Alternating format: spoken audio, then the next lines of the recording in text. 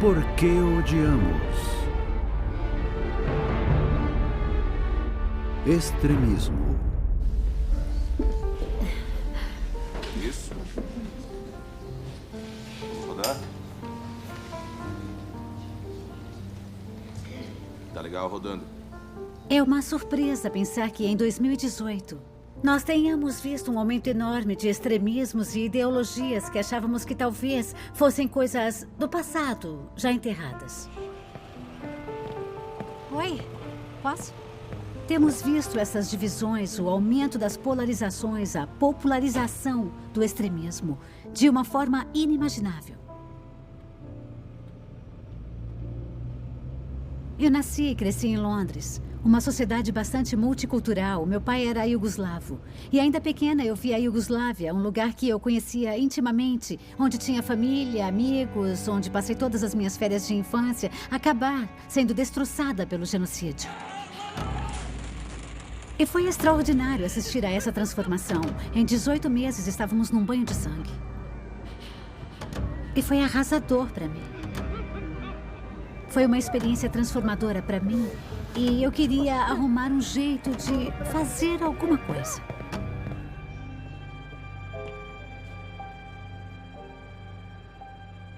Então, o Instituto de Diálogo Estratégico é uma incubadora para respostas e esse desafio crescente do extremismo global, do ódio e da polarização. Quem vocês acham que precisaria ser chamado para uma negociação? E desde 2006, o nosso objetivo tem sido procurar estratégias que funcionem e entender a profundidade do processo de radicalização, mas também como as pessoas conseguem sair desses movimentos.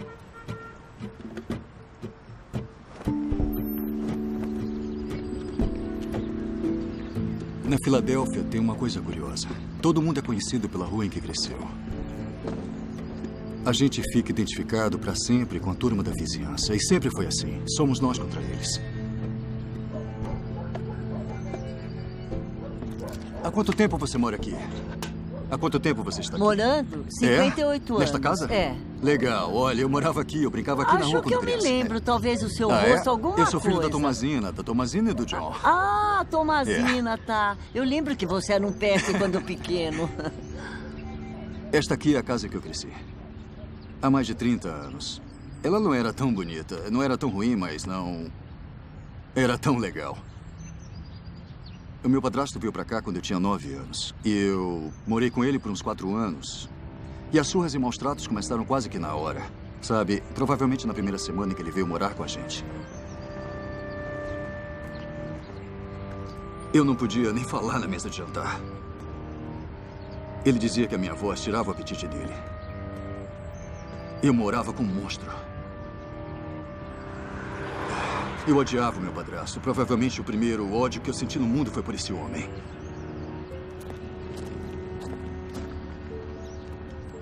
O meu padrasto me expulsou, então eu tive que morar com meu pai. Aí eu fui estudar numa escola de negros no meio do ano. E eu sabia que todo dia alguém ia dizer alguma coisa pra mim. E se eu ousasse responder... Sabe, era exatamente o que eles queriam. Eles queriam um motivo, que eu começasse a brigar ou fizesse alguma coisa idiota. E eles sempre usavam a minha raça como desculpa para me xingar. Sabe como é? Acho que esses garotos representavam a comunidade deles. E não era toda uma comunidade que estava me provocando, era só esses garotos, mas isso tornou a divisão entre nós e eles ainda mais sólida. E o ódio começou a crescer dentro de mim. Naquele verão, eu fui para Lancaster, na Pensilvânia. O meu primo morava lá e foi onde eu encontrei o meu refúgio. Então, quando eu fui para casa do meu primo em Lancaster, ele tinha artigos de jornal sobre neonazistas na parede. E ele tinha uma foto do Hitler e também tinha uma suástica. E toda noite ia um monte de skinheads na casa dele. E eles sentavam e conversavam sobre como os judeus tinham dominado as reservas federais e estavam contrabandeando dinheiro para fora do país. E os judeus eram um símbolo do inferno. E eles diziam que nós éramos as vítimas daquilo. Se alguém diz que eu sou vítima, na hora eu começo a me sentir como uma vítima, cara. E aí eu quero me defender de todo jeito. E eu me lembro de como eu gostava de quando eles apareciam, porque eu sabia que alguém ia acabar perguntando sobre mim. Um dia, um cara deu um tapa no meu cabelo punk e disse: "Quando você vai raspar a cabeça?" Então eles me levaram para o quintal e rasparam minha cabeça. Foi assim que eu entrei. É comum algum trauma nesses casos individuais de radicalização na infância, como com o Frank Menke. Crises de identidade, uma sensação de não pertencimento. Quem eu sou, qual o meu lugar, uma necessidade desesperada de pertencer a alguma coisa. Eu acho que, apesar de vermos manifestações de violência e ódio desses grupos para com os outros, o que eles oferecem aos seus membros é amor e apoio, família e pertencimento e cuidado. Os skinheads sempre me diziam: "Frank, Deus está mostrando a verdade agora. Ele está te usando como instrumento para te revelar a verdade. Ele precisa de você.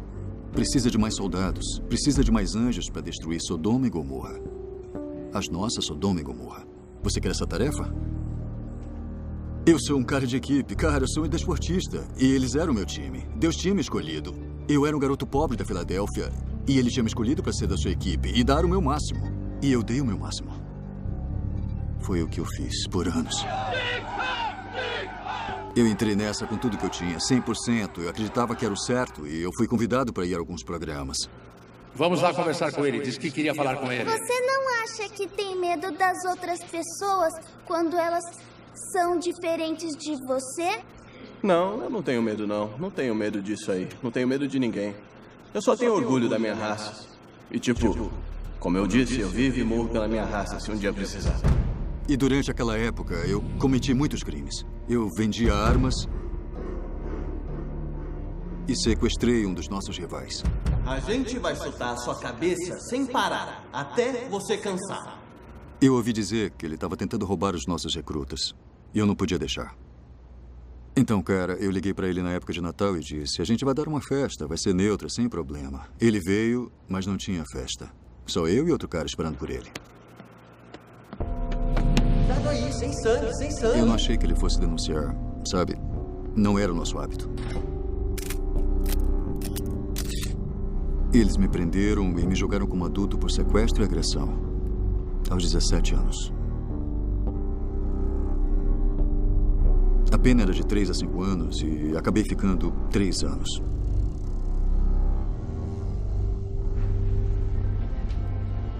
Boa noite. A história do Frank é uma história de transformação. É uma história de redenção. Quando saí da prisão, eu não tinha emprego.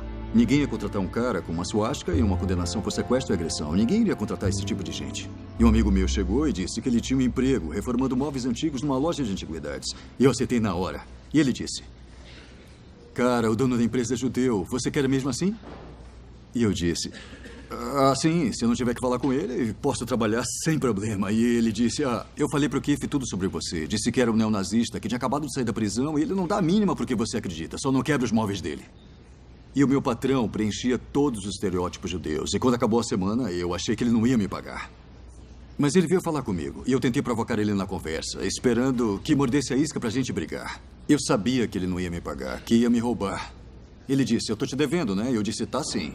Tá sim, você tem que me pagar." E ele disse: "Quanto é que é?" E eu disse: $300. 100 paus por dia, não é isso? E ele disse: "Ah, é verdade. É isso mesmo. Isso mesmo." Saca, querendo dar uma de mané. Aí ele meteu a mão no bolso, pegou um maço enorme de notas e disse: 100, 200, 300. Aí falou: "Peraí, toma mais 100. Você trabalha muito bem."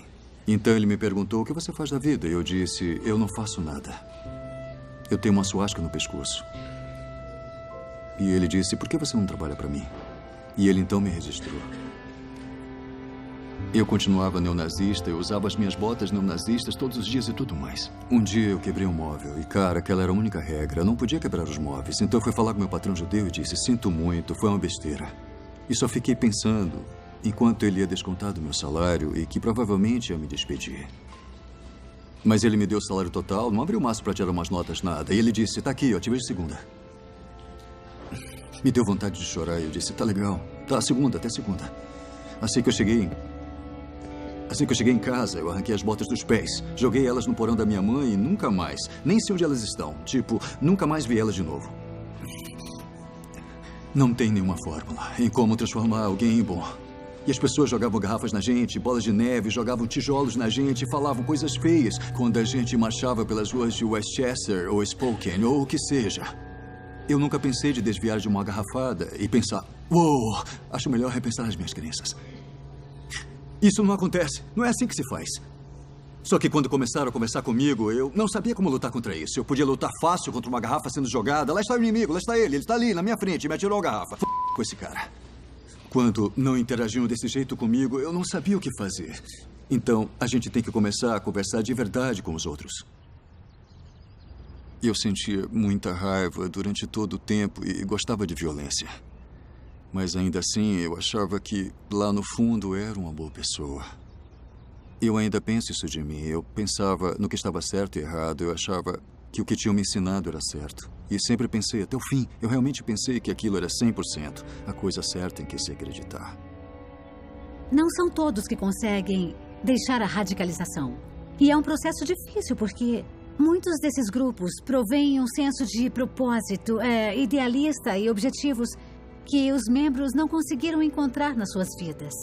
Mas uma coisa que eu acho que ainda não entendemos a fundo é o que faz com que alguém vá de ter ideologias extremistas a cometer atos de violência.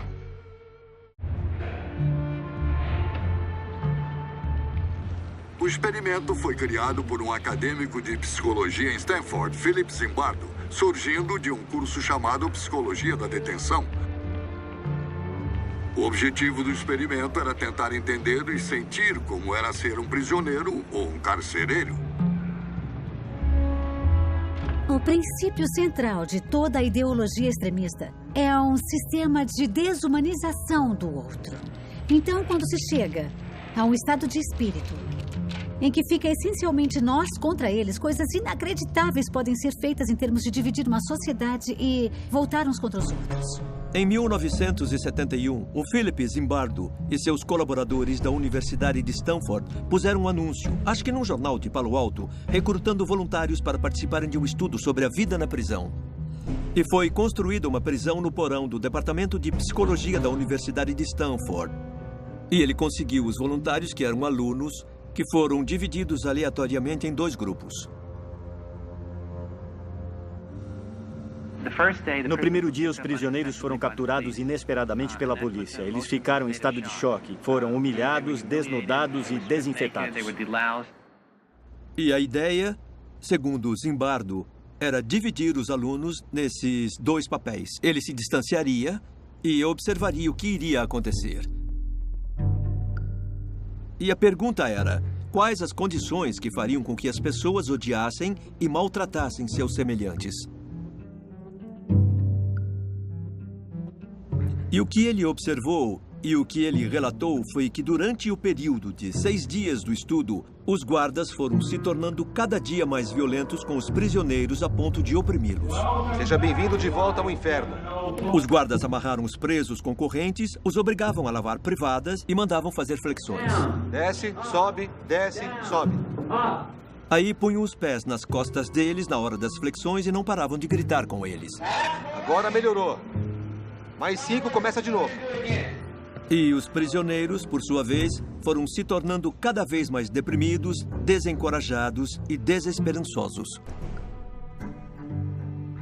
E isso foi ficando cada vez pior e pior, a ponto daquilo tornar-se um verdadeiro inferno.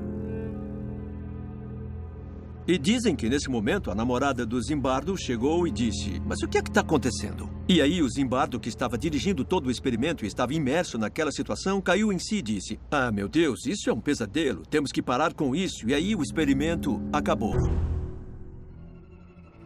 Uma explicação para o que aconteceu é que as pessoas irão se conformar naturalmente aos requisitos de seus papéis. Então, quando observamos a violência no mundo, ela não está propriamente relacionada aos indivíduos, mas com os papéis exigidos deles em determinadas situações. Lá vem ele. Ovelha para o matador. O prisioneiro chegou. Um dia, em 2001, fui chamado pela BBC. Eles tinham ouvido falar sobre a nossa linha de pesquisa e disseram: olha, a gente está interessado em refazer o estudo de Stanford sobre a prisão. Você está interessado em participar? Edwards. Sr. Edwards, você é o prisioneiro número 637.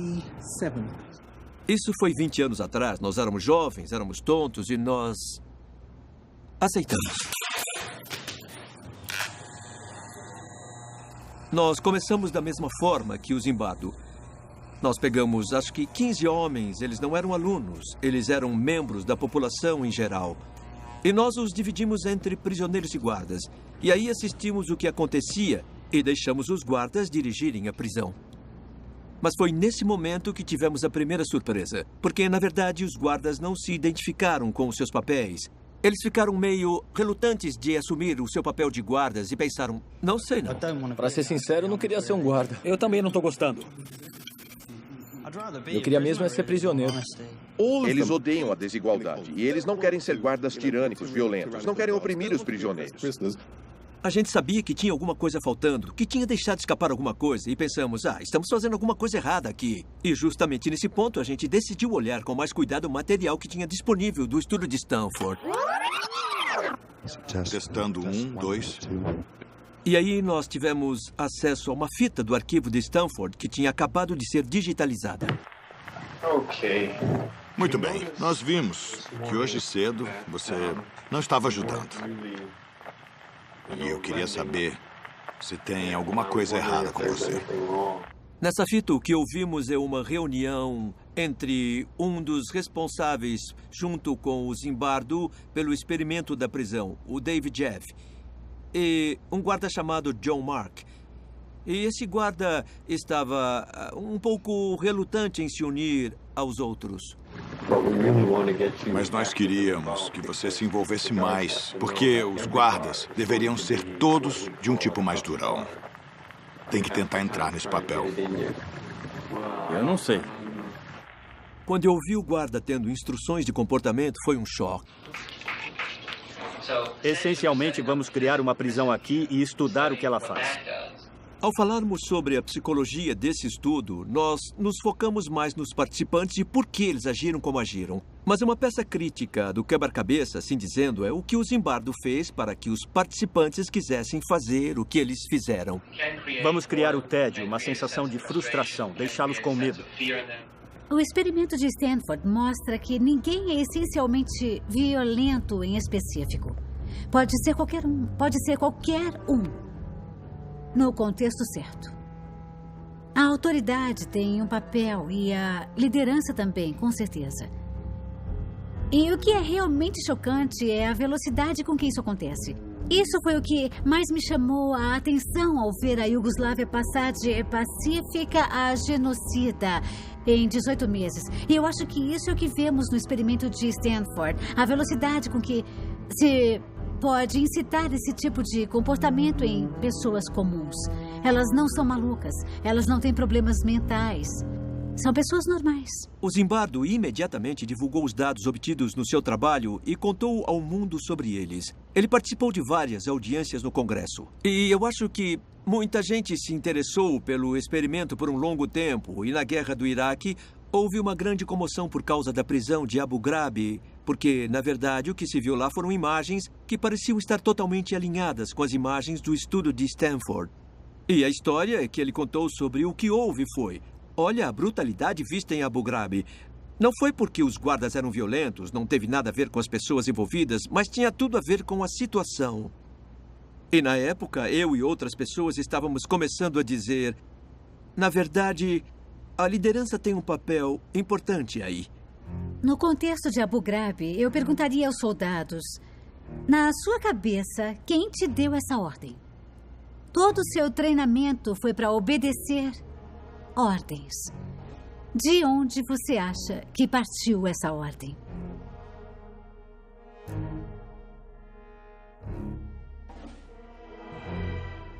Como você acha que isso se justificaria? Você pensou na repercussão? Você achou que perderia o cargo por esse comportamento? Você achou que era certo? E você ainda continua achando isso certo?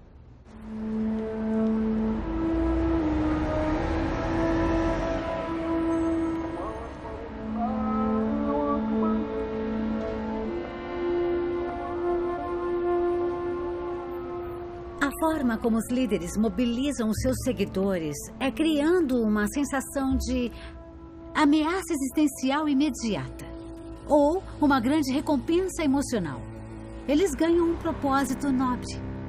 Então não importa se a vida deles foi triste ou insignificante, agora eles são alguém. Eu sempre vi o mundo como preto ou branco. Desde bem pequeno, eu não procurava uma verdade que fosse específica minha, mas uma verdade única e objetiva. Eu passei por um abuso severo nos primeiros estágios da minha vida. Isso me levou a fugir aos 16 anos para me livrar do abuso. Comecei a vender drogas para sobreviver. E fui pego com um monte de drogas, tenho que dizer a verdade. Então eu acabei cumprindo pena por 11 meses. E não tinha nada para fazer na cadeia, a não ser ler, então foi o que eu fiz. Aí encontrei a autobiografia do Malcolm X. E foi isso que me levou ao islamismo. Eu nunca tinha lido o Alcorão. Mas me identifiquei com a história do Malcolm. Ele tinha tido uma infância traumática, mas foi educado em boas escolas, como eu. E eu queria ser tão radical quanto o Malcolm. Atenção, ouçam as palavras. Levou quase um ano para me converter. Precisam ouvir a verdade. E eu me tornei Yunus Abdullah Mohammed. Qual o seu nome? Mohammed. Mohammed do quê? Yunus Abdullah do Mohammed. Quê? Qual o seu nome de nascimento? Yunus Abdullah Mohammed. Esse é o meu nome. Você representa quem? Eu represento o Islã. A minha vida foi completamente transformada pelo islamismo. Eu não usei drogas e álcool por 14 anos. E eu descobri que o Islã era uma coisa pura para mim. E aí eu aprendi sobre uma nova filosofia, o jihadismo salafista, ou ideologia. E comecei a me aprofundar. O ódio e a inimizade se estendem àqueles que apoiam o Estado judeu com a sua riqueza, a sua voz e as suas armas. Nós temos o seguinte Aí eu decidi manifesto. começar minha própria organização. Essa é a Irmandade da Revolução Islâmica. Que todos os muçulmanos se levantem. Eles estão recrutando bem na frente de uma mesquita em Nova York. Esses são os mandamentos do Alcorão que vocês desonram, trazendo ódio e a inimizade para a democracia. A minha organização iria ser diferente. A minha organização sairia para as ruas dizendo: sim, eu amo Osama Bin Laden e eu apoio ele. Para todos verem os Estados Unidos como inimigo que ele é. Foi a primeira vez nos Estados Unidos, depois do 11 de setembro, que alguém fez isso abertamente, em público.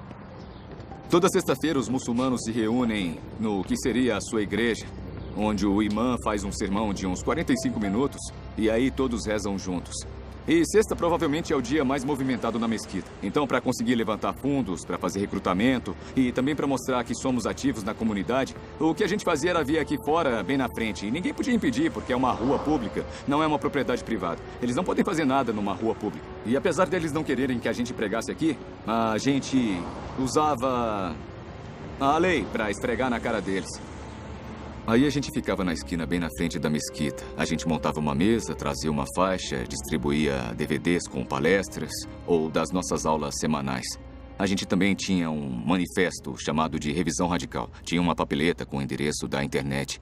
Era assim que a gente recrutava membros. Mas você define terrorismo como ir lá e matar gente inocente. Não é assim que você Espera define? aí, isso... Eu defino terrorismo como deixar todos com medo, pensando 2 vezes antes de virem estuprar as nossas mães, ou matar os nossos irmãos, ou pegar as nossas terras e tentar roubar as nossas riquezas. Por tentativa e erro, nós descobrimos que existem certas coisas que são facilitadores incríveis para conseguir novos recrutas e a radicalização deles. A gente tem que prestar atenção para o que acontece com os jovens nas ruas, porque um recrutador de 40 anos ainda consegue convencer jovens de 22 anos sobre o jihadismo salafista. Então é preciso entender como os jovens pensam, e agora o que atrai eles são palavras de ordem, memes e violência. Se tem alguma coisa que atrai os jovens, é a violência. O Alcorão tem uma expressão muito clara em árabe que determina que a gente O aterrorize. Jesse deve ter sido o recrutador mais prolífico da Al-Qaeda nos Estados Unidos durante o período de tempo em que ele esteve ativo. Várias conspirações foram associadas ao site que ele criou e que ele moderava. Então ele estava bem envolvido. E a propaganda deles basicamente começava com a seguinte mensagem: o mundo está em guerra com o Islã. E eles conclamavam outros muçulmanos para virem defender seus irmãos e irmãs. Esses jovens não suportam mais ver os soldados norte-americanos virem perpetrar as atrocidades mais horrendas contra os nossos irmãos muçulmanos. Nós queremos que vocês se levantem! Um dos erros que eu acho que as pessoas fazem em suas ideias sobre os extremistas é que eles seriam figuras patéticas. Mas não é esse o caso. Existem pessoas inteligentes, carismáticas e organizadas, como o Jesse, nesses movimentos. E essa combinação as tornam extremamente efetivas e também bem-sucedidas. Então eu acho que o Jesse é um ótimo exemplo do que seria o papel típico de liderança num movimento extremista. A história de hoje é sobre um trecho do programa South Park, um programa satírico polêmico que zomba da religião. Na semana passada, o alvo foi o profeta Maomé. Eu queria muito conhecer alguém, em pessoa. Pode chamá-lo aqui? Claro, quem é? Podemos chamar qualquer um. Maomé, o profeta do islamismo. O seguinte aviso apareceu num site jihadista ameaçando os criadores de South Park. Queremos avisar o Matt e o Trey, eles são os criadores, que o que eles estão fazendo é idiota e provavelmente irão acabar como o Theo Van Gogh por apresentar esse programa. Isso não é uma ameaça, mas um aviso sobre a realidade do que pode acontecer a eles. Como vocês sabem, Theo Van Gogh era um cidadão alemão que foi assassinado depois de criticar o Islã. Foi uma ameaça real. E eu fiz isso para gerar uma grande quantidade de controvérsia e atenção ao site da Revolução Muçulmana. Temos que lidar com a realidade. Essa gente assassina e podem nos matar. Havia uma operação do governo federal e da polícia de Nova York que poderia me processar como resultado da postagem. Eu não fui indiciado ou preso imediatamente. Um colega meu do grupo acabou sendo preso 6 meses depois. E eu sabia que ele iria pegar bastante tempo por isso. E aí eu decidi pegar um avião para sair do país sem saber se iria conseguir. Juntei toda a minha família e a gente fugiu para Casablanca, no Marrocos. E lá eu dava aulas de inglês e de administração numa universidade em Casablanca, até que estourou a Primavera Árabe. Aí eu comecei a fazer umas reuniões com os meus alunos depois das aulas. E eu descobri que o que eles queriam eram coisas que eu sempre tive a vida inteira. Poder dizer o que pensavam e a possibilidade de eleger seus representantes. Mas, por outro lado, eu via neles um forte sentimento anti-americano. Eles xingavam os norte-americanos dizendo que eram gordos, que não ofereciam comida para os seus convidados. E pela primeira vez na minha vida, eu comecei a defender os Estados Unidos. O nome dele é Jesse Morton, nasceu na Pensilvânia. Em 2010, ele fugiu para o Marrocos, onde foi preso. E aí, de repente, um dia eu fui preso em Casablanca. Eu devia ser extraditado de volta para os Estados Unidos. Mas quando me puseram no avião, eles me vendaram, eles tamparam os meus ouvidos, o serviço secreto, os fuzileiros, um monte de autoridades me vestiram como vestiriam uma pessoa indo a Guantánamo ou Bagram. Eles me levaram pela pista acorrentado. Quando me puseram no avião, um agente do serviço secreto, a primeira coisa que ele fez foi colocar um alcorão na minha frente e disse: "Você quer ficar com o livro enquanto voamos?" E aí ele me perguntou, ele disse: "Tecnicamente eu tenho que te perguntar. Você quer que eu te chame de Jesse ou quer que eu te chame de Yunus?" E acho que ele esperava que eu dissesse Yunus. Eu mesmo esperava dizer Yunus. Mas por algum motivo eu disse Jesse Morton. Eu queria ser chamado de Jesse Morton e acho que essa foi... Para mim, acho que esse foi o passo mais importante de todos para eu começar a me livrar do meu radicalismo. Ele saiu da prisão e logo conseguiu um emprego na Universidade George Washington num programa sobre extremismo. As coisas pareciam ir muito bem por alguns meses, mas aí ele recaiu e começou a usar drogas outra vez e foi imediatamente demitido da universidade. Era difícil, ele percebeu que a sua ideologia estava desmoronando. Não era uma coisa passageira, ela estava firmemente impressa no seu DNA. Ele realmente achava que estava fazendo a coisa certa. E era muito assustador perceber que a sua visão de mundo estava desmoronando à sua volta. E ele começou a perceber que tinha levado um monte de gente a ser presa, a conspirações e a violência também. E que podia estar errado.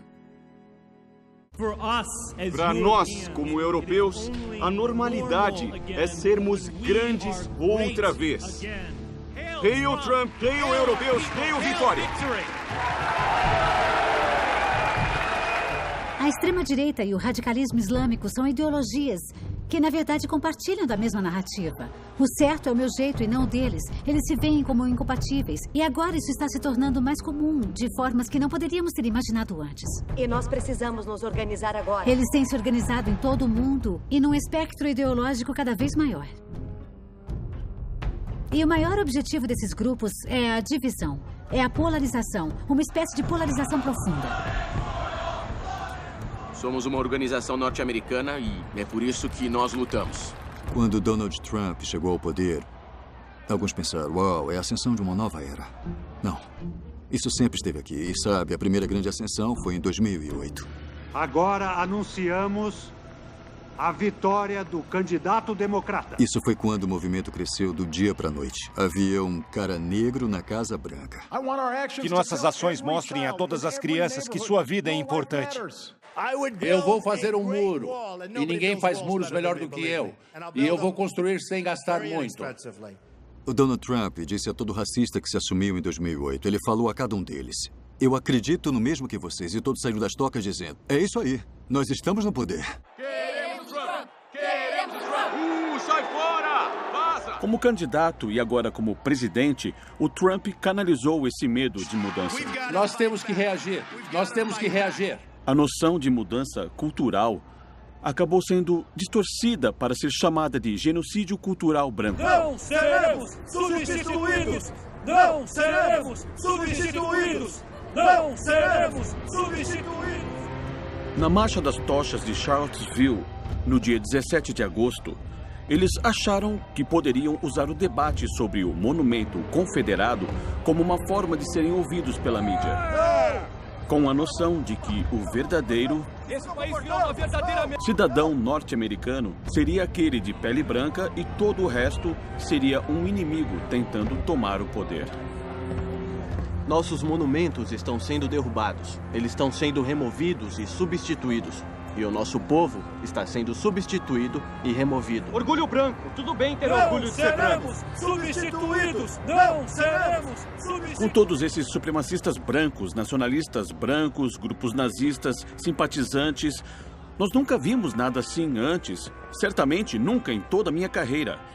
E faço isso há mais de 3 décadas. Os brancos são importantes! Os brancos são importantes! Somos necessários! Segura aí!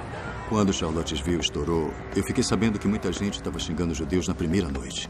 E isso acabou chamando a minha atenção. Eles estavam dizendo: os judeus não vão nos substituir. Eu pensei, quem? Quem está liderando isso? E aí eu comecei a ver que tinha uns neonazistas de verdade ali. Gente que entrou na mesma época que eu tinha entrado. Os caras do movimento que cuidavam da internet. Eu pensei, nossa, tem uns caras bem barra pesada aí. Os brancos são importantes! Os brancos são importantes! Sai fora daqui! Sai fora! Sai fora aqui, não! Volta pra calçada! Vai, vocês não podem ficar aqui! Vai! Vaza, vai embora! O que está acontecendo agora com todos esses grupos é que eles estão reciclando o que a gente vendia nos anos 90. Reciclando o medo, reciclando o ódio.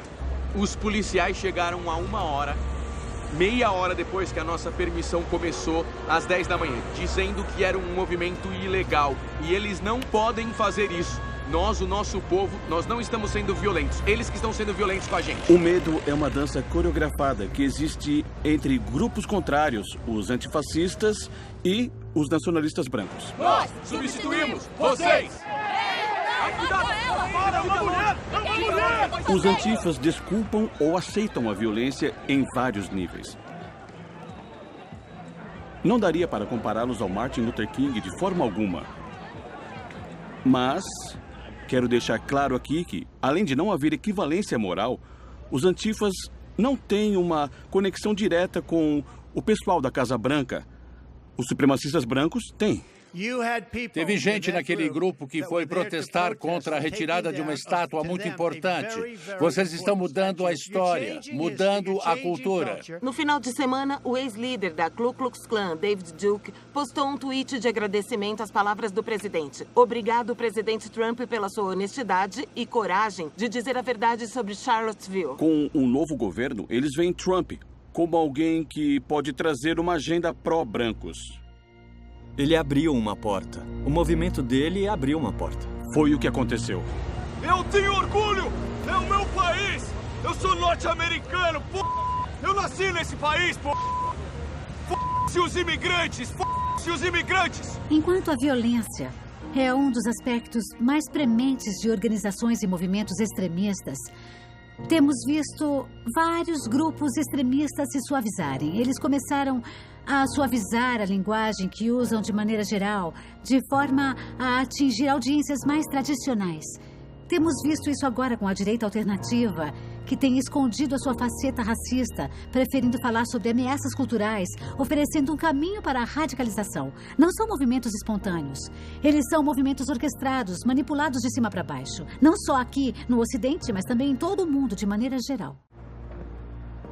A minha reação ao fato de ter tanta islamofobia e tanto medo da comunidade islâmica norte-americana é colocar a culpa em mim. Vamos lutar e destruir vocês se for necessário!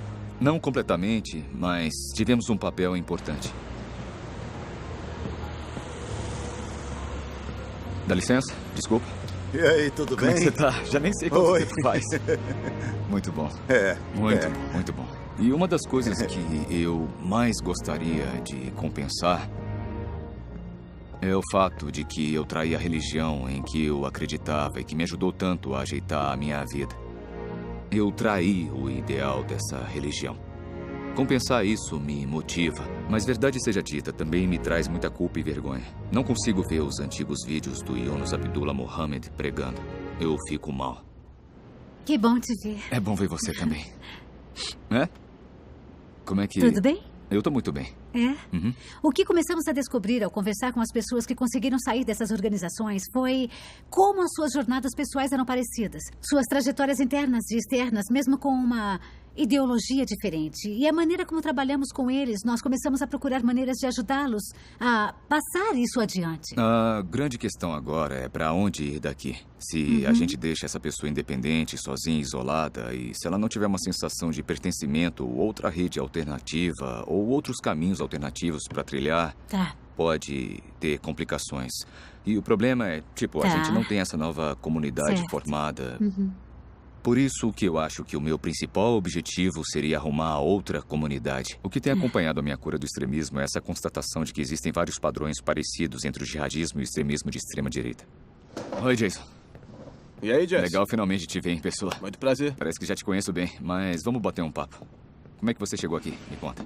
No ano passado, quando houve a marcha de Charlottesville, eu escrevi uma crítica. Então, você sabe que a gente está conversando já faz um tempinho, né? Sobre como as ideologias são parecidas, mas eu também escrevi sobre Jason Kessler como uma figura que é menos radical, mas que representou um papel parecido com o que eu tive no Revolução Muçulmana. O que eu queria saber é o que você achou quando recebeu um e-mail dizendo: "Oi, eu sou um ex-jihadista e queria falar com você sobre as suas ideias." Então, eu fiquei de cabeça aberta porque você parecia realmente interessado sobre a minha vida. Porque nesse momento, com a percepção do que aconteceu no ano passado, tem umas pessoas que simplesmente odeiam os conceitos de que falamos. E eu entendo isso. As pessoas brancas não têm permissão de terem organizações. O que eu tô querendo fazer é um movimento por direitos civis. E sempre que eu tento isso, eu vejo outras raças reclamando de usar o termo direitos civis. E eu sou acusado de ser supremacista branco. E pra mim, na minha cabeça, eu fico pensando em exemplos de gente como Martin Luther King, que liderou marchas. E eu acho que minhas são por direitos civis. E eu tô liderando isso. E aí vem e me acusam de ser extremista. Mas meus simpatizantes são fundamentalmente pessoas do bem. Mas aí vem gente e aponta o dedo dizendo: você é mau por tentar defender pessoas brancas. E aí eles acabam desistindo, dizendo: isso é demais. Eu não vou arriscar minha família, o meu emprego, o meu futuro para lidar com isso. Então, aqueles que continuam costumam ser aqueles mais radicais no seu pensamento. Cerca de 2 meses depois do movimento de Charlottesville, ele disse que seria uma melhor estratégia criar o que chamou de uma plataforma pelos direitos civis dos brancos. Ele realmente acredita cognitivamente que conseguiu separar a sua imagem da ligação em vários níveis a outros grupos extremistas mais radicais que existem. 2 meses depois que a gente se encontrou, houve bastante atividade. Tá faltando 3 dias para... acho que a gente pode chamar de aniversário do Unite the Right. Muita gente gosta de chamar de Unite the Right 2. Desde Charlottesville até agora, a plataforma tem mudado um pouco. Você abrandou o discurso e agora está organizando uma plataforma de direitos civis dos brancos, o que é bem diferente do que houve ano passado. E eu vi que você tem tido alguns conflitos com neonazistas, a ponto de você ter dito que eles não são bem-vindos na sua manifestação, o que eu acho maravilhoso. Acho que no final das contas não vale a pena desistir do Jason. Ele está num estágio inicial de apropriação de ideias extremistas e eu acredito de verdade que seja mais benéfico, de acordo com a minha filosofia de combater o extremismo violento, promover o diálogo em vez de rejeitar ou isolar.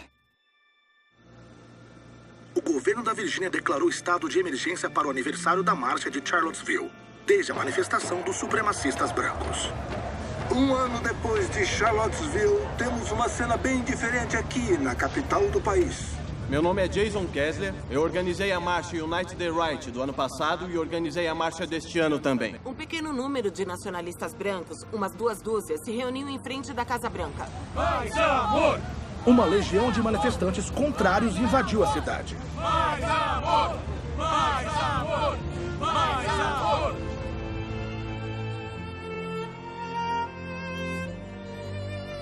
Nós podemos filmar esse movimento e fazer piadas sobre o Kessler e a sua inabilidade de conseguir reunir multidões agora. A não ser os que protestam contra. Mas há um detalhe. 9% da população norte-americana diz que a filosofia nazista é aceitável. Tem um movimento um pouco mais disfarçado que diz: nós não queremos um genocídio cultural. Não queremos mudar as tradições. E usam isso como uma armadilha para atrair o público. O grande problema é que estamos olhando somente para o que chama a atenção, sem perceber que estamos diante de um retrocesso político que explora o medo. E isso não é só nos Estados Unidos. Esse nacionalismo se tornou um movimento internacional. Fechar as fronteiras da Holanda para países islâmicos. Polarização, divisão. Como lidamos com isso na sociedade? Eu acho que estamos diante de uma grande mudança. A paz e a harmonia social que temos tido a sorte de ter em vários dos países ocidentais são precárias. Cada um desses grupos possui uma estratégia bem clara de atrair aqueles que ainda não fazem parte das suas bases.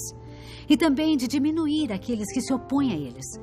E também possuem instrumentos à sua disposição que permitem que alcancem audiências em todo o mundo em frações de segundos. Mas nós temos esses instrumentos também. Precisamos envolver empresas, cidades, organizações. Precisamos de vozes confiáveis. Precisamos de influenciadores. Precisamos que toda a sociedade responda a isso. E eu acredito que podemos mudar a maré. E temos que fazer isso. Versão brasileira, Vox Mundi.